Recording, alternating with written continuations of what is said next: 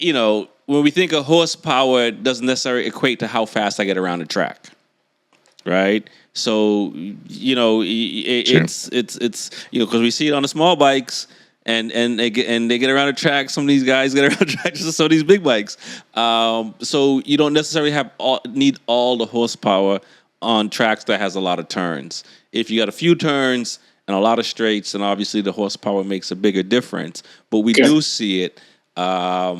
And I know I've heard, because I don't know exactly what they've done. I know in BSB this year they were doing things to slow down those the super bikes to kind of deal with it, make sure the super bikes are not faster than MotoGP bikes when the 850 comes out. So it'll be interesting to talk to riders in BSB on the super bikes to see, do they notice the difference between 24 and 23 on their bikes, because they're already starting to retard that power, for lack of a better word,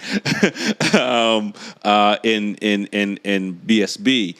So they are. So yeah, I don't know if it's going to be a matter of, like you say, Trax Stars, if they're going to eliminate the superbike class in Motor America, or they're just going to, add electronics like they're doing in the super sport class. I think you're giving your opinion as far as a racer. You tell me if I'm wrong, guys. You're giving his opinion as a racer.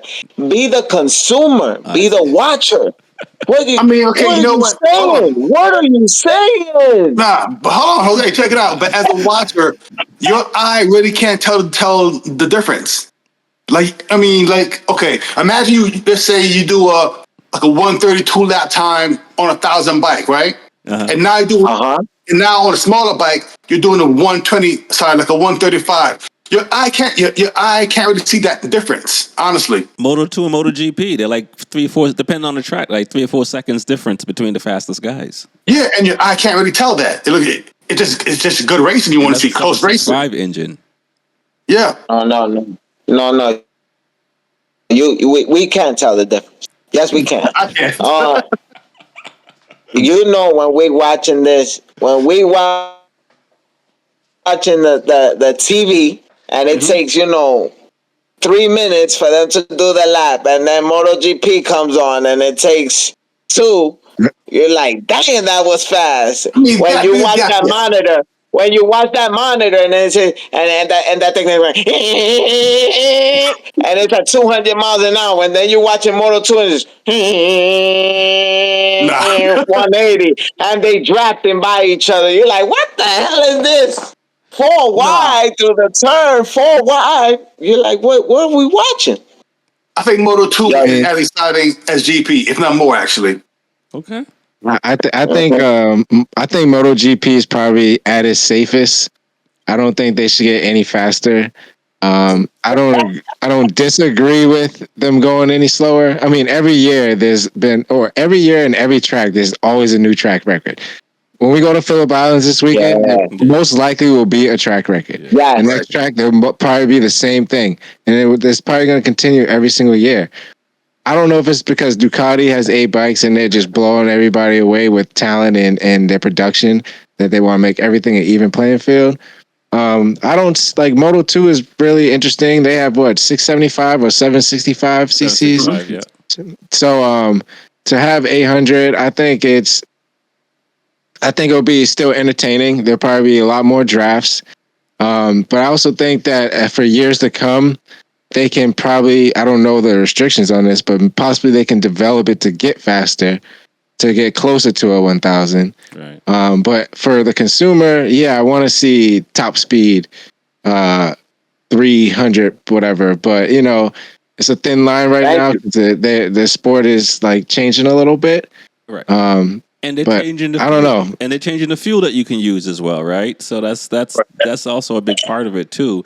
It's not just the bike; it's the fueling too. They're trying to get up more clean fuel than what's currently being used as well. So maybe we do more races. Liberty Media Group, I believe they're going to own at least 80% of MotoGP by the end of the 2024 season. And we see what's going on in Formula One.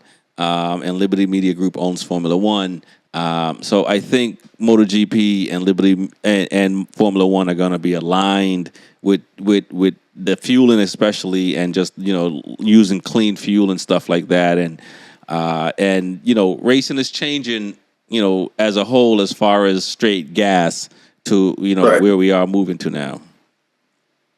So what about the spec engine design, like Formula One? You think that'll work in GP? If everybody had the rules to have the same kind of engine? That's Moto 2 right now. Yeah. Yeah, I mean, but in GP, would it work, you think? Moto 2 is the whole bike is one thing. There's three different suspensions. frame manufacturers, but different frames. Yeah, and suspension now. But pretty much engine is the same. Yeah. So I think I don't know that it'll. I'm not sure that it'll be better. If you have one manufacturer in MotoGP like they do it in Moto 2, the racing will be crazy, and that'll be all bike, right? And also, because every team will figure out a way to tune it and do certain things, set up the bike, but it'll be crazy. But do I want to see that? No. I love to see my bike out there, and I love to compete against his bike out there and your bike, so I can say, yo, my bike is better. Mm-hmm. Even though we're nowhere near what MotoGP is on, but that's my bike. So they will have to freaking put, even though it's a Ducati, I want to see the Honda sticker on it. You know what I'm saying? I would want to see the BMW sticker on it. Like, I still want to be your manufacturer. Right. And that's why I'm excited for BMW to come back. We've lost too many bikes. How we lost? Kawasaki, Suzuki. Kawasaki, and lose Suzuki, and damn near lost KTM. We could have lost KTM. Luckily they still around.